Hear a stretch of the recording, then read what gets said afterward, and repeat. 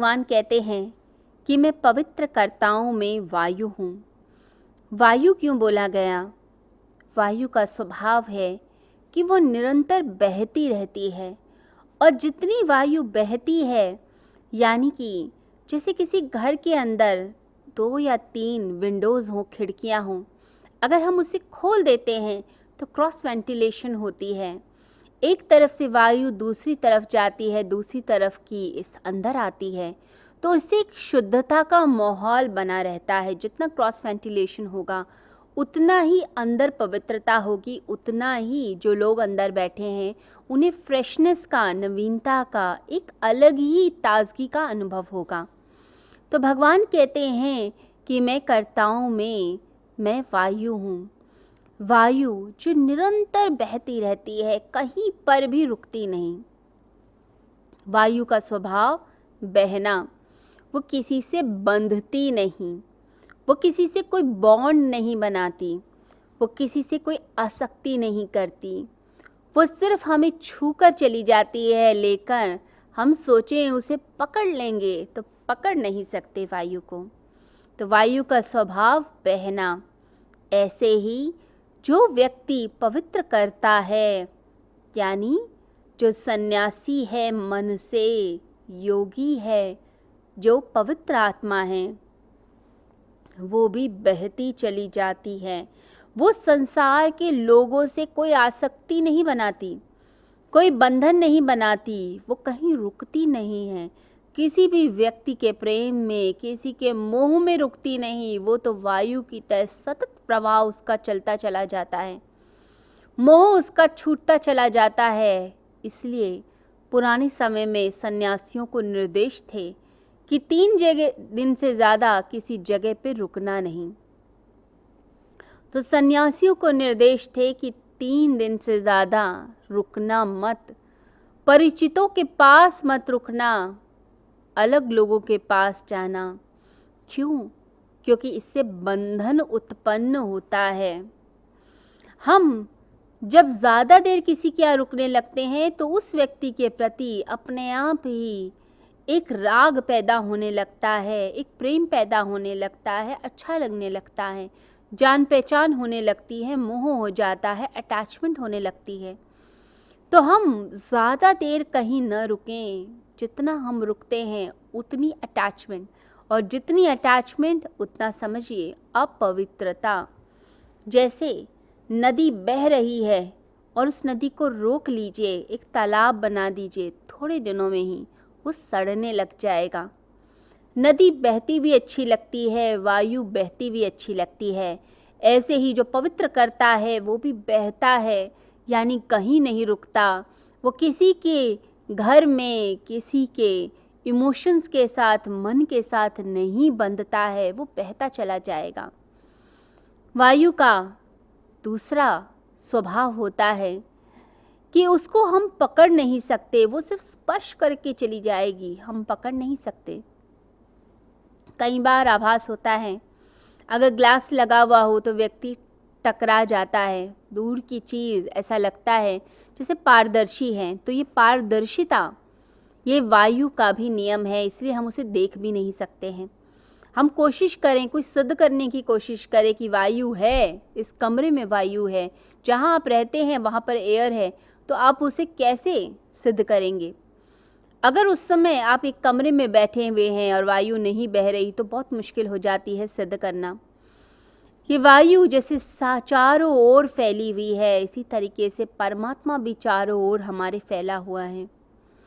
तो अगर व्यक्ति अपने आप को प्रकृति के अनुरूप कर लेता है, यानी वायु से भी प्रेरणा ले लेता है, ना कहीं रुकना, ना कहीं मोह के बंधन में फंसना, बस लगातार बहते चले जाना, तो ये समझ लीजिए कि जैसे भगवान श्री कृष्ण ने कहा कि मैं पवित्र कर्ताओं में मैं वायु हूँ।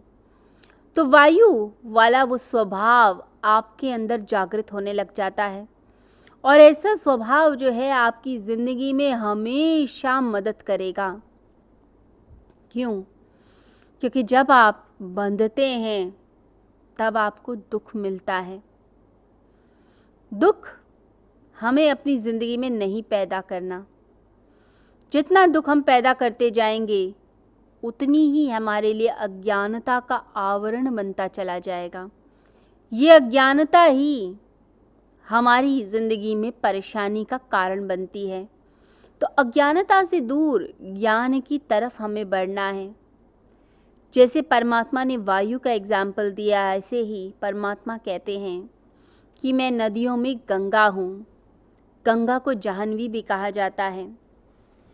जाह्नवी पुत्री थी जहन्नु ऋषि की। कहते हैं उन्होंने एक बार पूरी नदी को पी लिया था और कान से उसे प्रकट किया था। तो गंगा हमारे देश की संस्कृति है, हमारी सभ्यता है। हमारे देश के जितने तीर्थ हैं वो सब गंगा से ही जुड़े हुए हैं। गंगा भगवान की विभूति है, वो श्रेष्ठता है नदियों में। वो श्रेष्ठता ही बताती है कि इसके अंदर छुपी हुई है वो असीम सत्ता। इस सीमित के अंदर असीम सत्ता है। परमात्मा की झलक मिलती है उसके अंदर। जितने तीर्थ बने हुए हैं वो गंगा के किनारे बने हुए हैं। गंगा नदियों में श्रेष्ठ मानी जाती है। वैसे तो बहुत सुंदर सुंदर नदियां हैं, बड़ी विशाल, इतनी बड़ी कि गंगा फीकी रह जाए उनके सामने। लेकिन गंगा को ही मान क्यों दिया गया? आप किसी भी नदी का जल रख लीजिए, कुछ ही टाइम के बाद सड़ने लग जाएगा, आप पी नहीं सकते। और गंगा का जल बरसों तक पड़ा रहे तो भी वो सड़ता नहीं, क्योंकि उसके अंदर जो भगवान ने जो दिव्यता दी है, जो केमिकल्स हैं वो ऐसे हैं कि वो शुद्धता देते हैं, पवित्रता। जब हम गंगा में स्नान करते हैं तो उस नदी का जो जल है उसके केमिकल्स के द्वारा जो जितने रोग हैं चर्म के, स्किन के, वो आपके ठीक होने लगते हैं। इसलिए गंगा स्नान का महत्व है। हम पापों को धोने से उसको जोड़ लेते हैं, लेकिन इसका साइंटिफिक अर्थ है कि आपकी स्किन इससे ठीक रहती है। साथ ही साथ वो जल ऐसा है जो अमृत का काम करता है, दिव्य है। जल होता ही ऐसा है। आप जल के पास बैठकर साधना करें तो जल आपकी साधना की शक्ति को ग्रहण करने लगता है। कई लोग क्या करते हैं कि अपने जल को अभिमंत्रित करते हैं। जैसे एक लोटे में जल लिया, उस जल को पास में रखकर फिर साधना करेंगे। ओमकार का उच्चारण, मंत्र जाप, कई बार तो बाएं हाथ में बॉटल को रख लेते हैं और राइट हैंड से जाप करते रहते हैं। वो जाप की जो ऊर्जा है वो आपकी बॉटल में आ जाएगी, पानी के अंदर आ जाएगी। और उस जल को, अभिमंत्रित जल को, जब आप किसी व्यक्ति को, बच्चे को, किसी को देते हैं तो उसके अंदर वो शक्ति, वो दिव्यता अपने आप आने लगती है। अगर कोई बीमार है तो उसकी बीमारी दूर होने लगेगी, क्योंकि आपने प्रार्थना की, आपने जो तपस्या की, आपने जो जाप किया, वो सारा जाप, तपस्या उस बॉटल के अंदर आ गई, उस जल तत्व के अंदर आ गई। तो जल एब्जॉर्ब करता है। इसीलिए कई लोग साधना करते हैं जल के अंदर खड़े होकर। आप जल में खड़े हो जाइए, खड़े होकर फिर आप जाप करें। उस जाप का और भी ज़्यादा महत्व होता है, क्योंकि जल चार्ज करेगा आपको ज़्यादा। हम आराम से जब बैठकर कुर्सी में साधना करते हैं, उससे ज़्यादा जल तत्व के पास बैठकर जब हम साधना करते हैं, किसी नदी के तट के पास, गंगा के पास, जैसे गंगा को जितने तीर्थ हैं उन सब ने कवर किया, गंगा के किनारे सभी साधना करना चाहते हैं, तो इतने इतने हज़ारों सालों से जो साधना चल रही है उससे वो जो एनवायरनमेंट है गंगा के आसपास, चाहे हम काशी चले जाएं, हरिद्वार चले जाएं, ऋषिकेश चले जाएं, तो गंगा का वो जो आभा है, वो वातावरण है, वो इतना पवित्र हो चुका है। क्योंकि अनेक साधकों ने साधना करी, ऋषि मुनियों ने साधना करी, अपनी देह त्यागी, मुक्ति की, निर्वाण। तो जब कोई शरीर त्याग देता है, मुक्ति हो जाती है, तो मुक्ति के समय जो दिव्य आभा निकली, ऊर्जा निकली, वो समझिए वो आसपास के वातावरण में लीन हो गई। तो गंगा के किनारे जब साधना की जाती है तो सिर्फ हमारी साधना नहीं काम आ रही होती, वो गंगा के जल ने जो अनेकों लाखों करोड़ों ऋषि मुनियों की जो हजारों लाखों सालों से जो साधना है, जो तपश्चर्या है, उसको उसने अपने अंदर आत्मसात किया हुआ है।